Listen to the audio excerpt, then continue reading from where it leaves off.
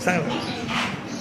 माझ्या गावाचं नाव कोकरगाव आईकडे आणि आज माझे नाव माझं मीनाक्षी बाबू.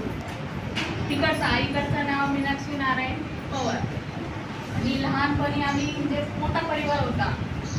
5 माझे वडील धरून 5 भाऊ होते ते आणि 2 आत्या होत्या. त्यांनी म्हणजे माझ्या आजी आजोबा गरीब होते एकदम. त्यांना काय 5 एकर शेती होती फक्त आणि आई वडील बाहेर कामाला जायचे. तर माझी आजी माझ्या आई वडील मला आजीकडे सोडून जायचे मी लहान असताना. तर ती 4-5 महिने बाहेर असायचे. नंतर आले ना फक्त 4-5 महिनेच राहायचे आई वडील म्हणजे संख्य आमच्याबरोबर.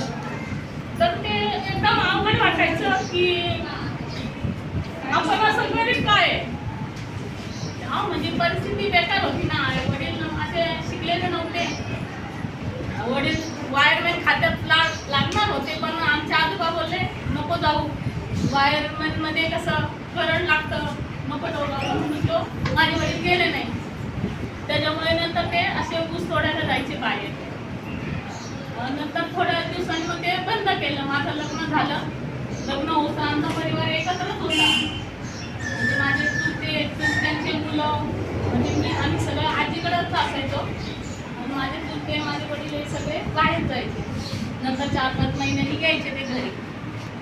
नंतर मग माझं लग्न होसा म्हणजे सगळा परिवार आमचा एकत्रच होता. लग्न झाल्याच्या नंतर ते वेगळे झाले.